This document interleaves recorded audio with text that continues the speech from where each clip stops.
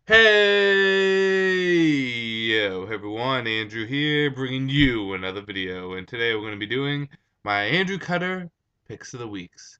Now, for those of you new to my channel, know nothing about this video series, basically what I do is I take a look at this week in comics, and I select the comic I enjoyed the most and declare my Andrew Cutter Pick of the Week. Now, if at any time during this video you see a comic you like expanded on a bit further, don't worry, I did a review of each and every single one of these. Although I did miss one this week. I miss Batwoman. But I'll get to that in a second. In addition to that, we'll talk about any news or updates pertaining to myself, my channel, the world around me.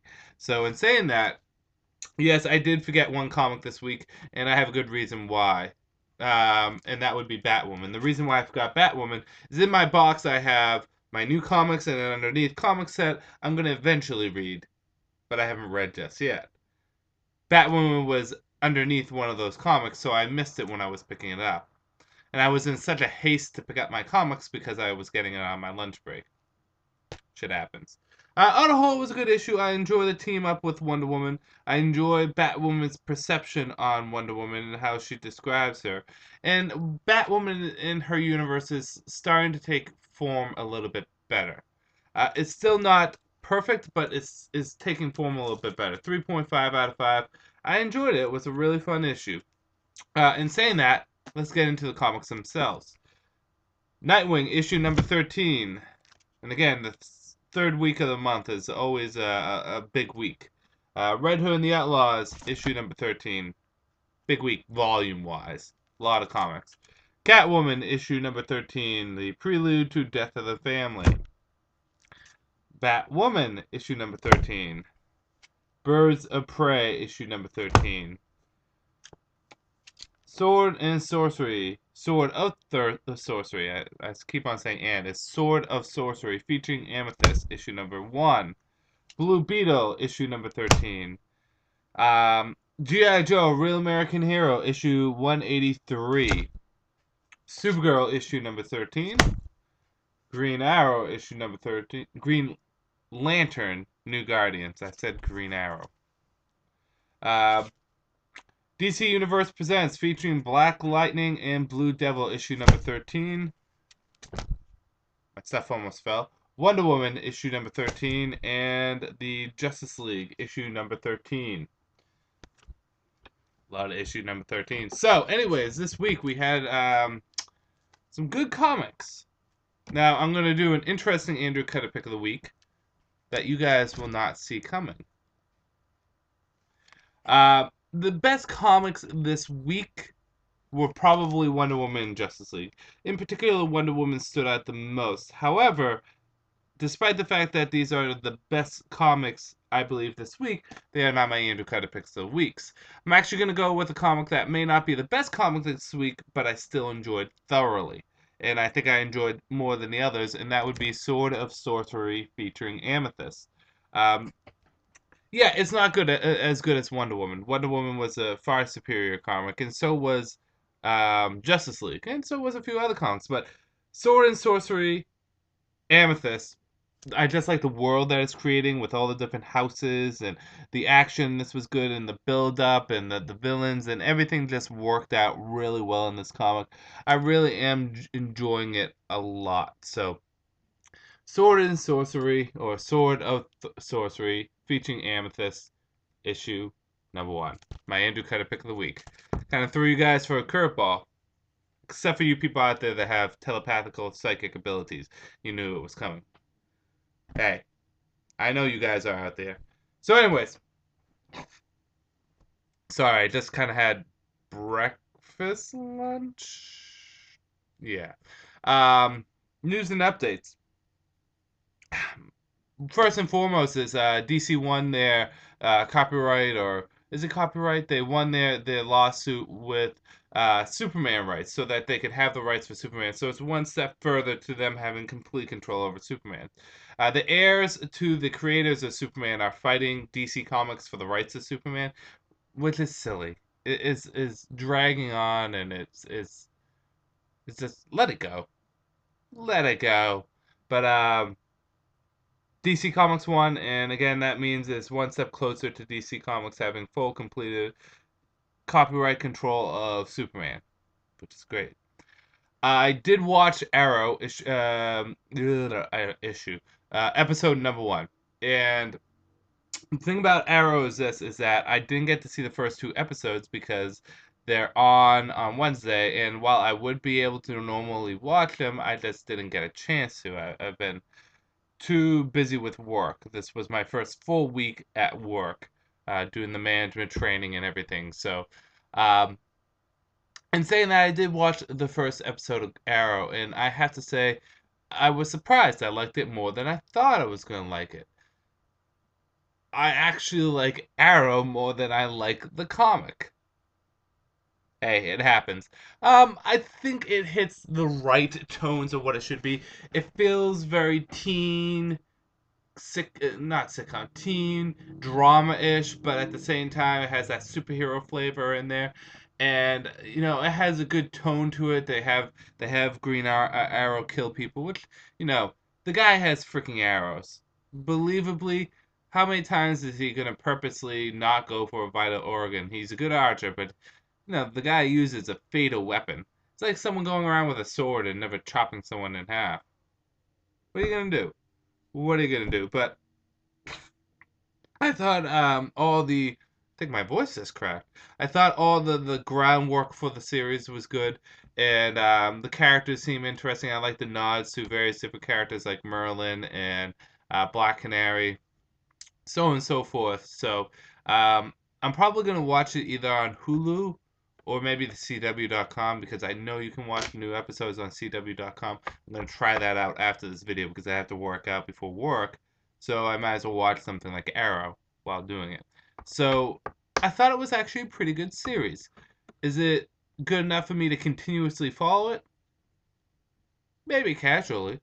We'll see where it goes. And hopefully this can revitalize some life, not only in Green Arrow, but also in the concept of having live action television shows based off superheroes.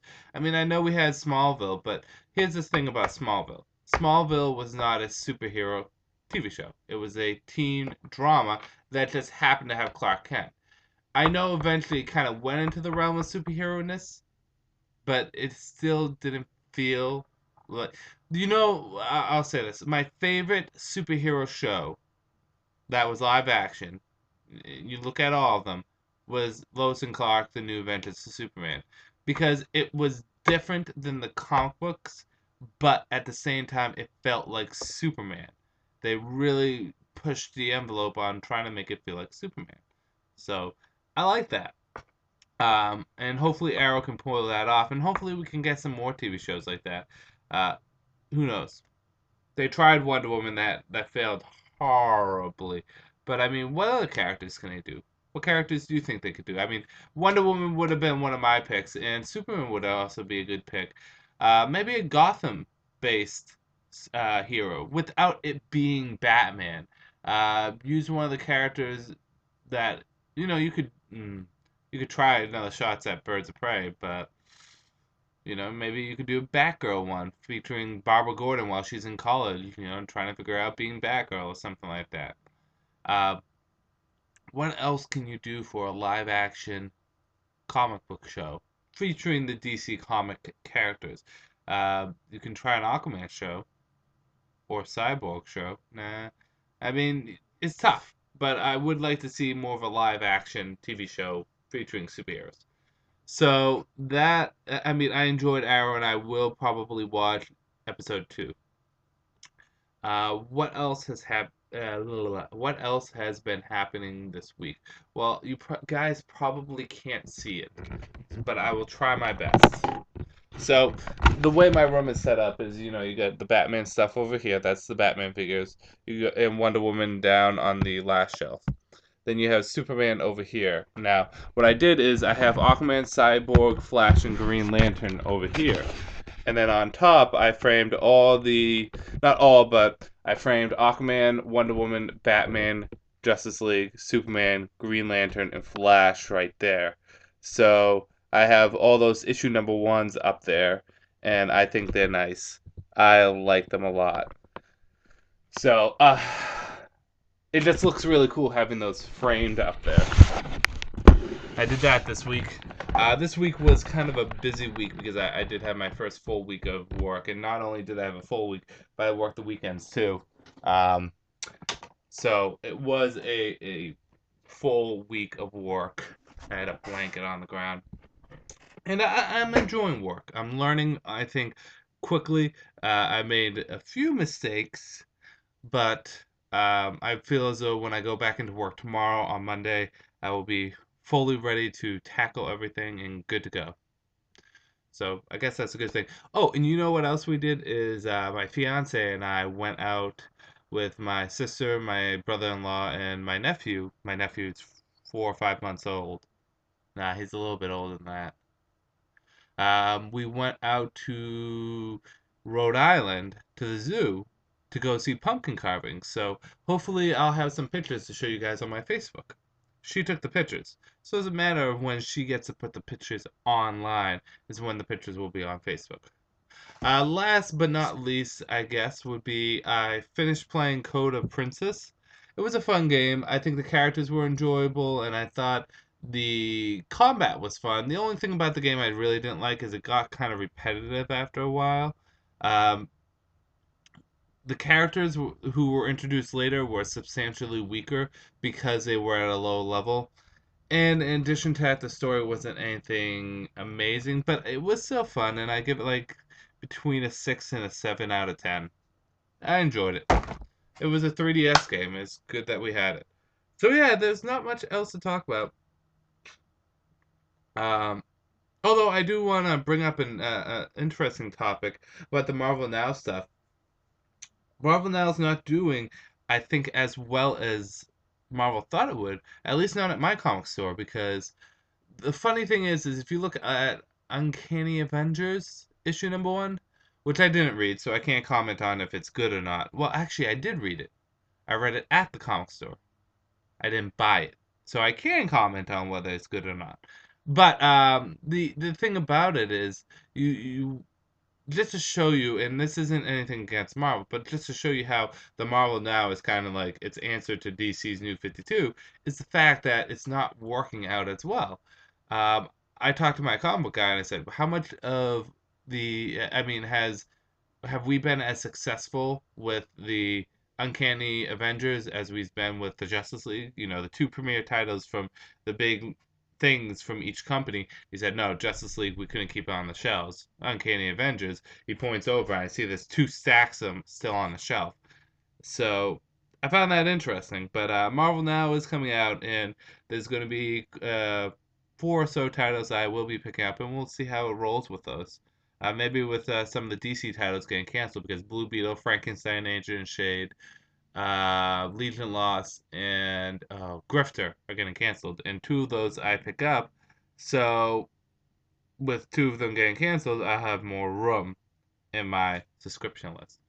I am getting Thor, Captain America, FF, and Fantastic Four. And I'm thinking about getting that Savage featuring Wolverine. We'll see. We'll see. So yeah, it's just I find it interesting that it's not doing as well, and I think it's just because Marvel's half-assing it and they're doing it as an answer to DC's New 52. I know they're saying it is more of us to shake up things, but they've been trying to promote it like DC's New 52. Let's be honest. But you know, putting that all aside, I am interested to see how things work, and maybe it will be good enough to get me into reading some Marvel monthly. But yeah, I'll end this video here because there's not much more to talk about. Plus, I have some stuff I gotta go and do before work. So, I'm gonna end this video here. This is Andrew saying peace out for now.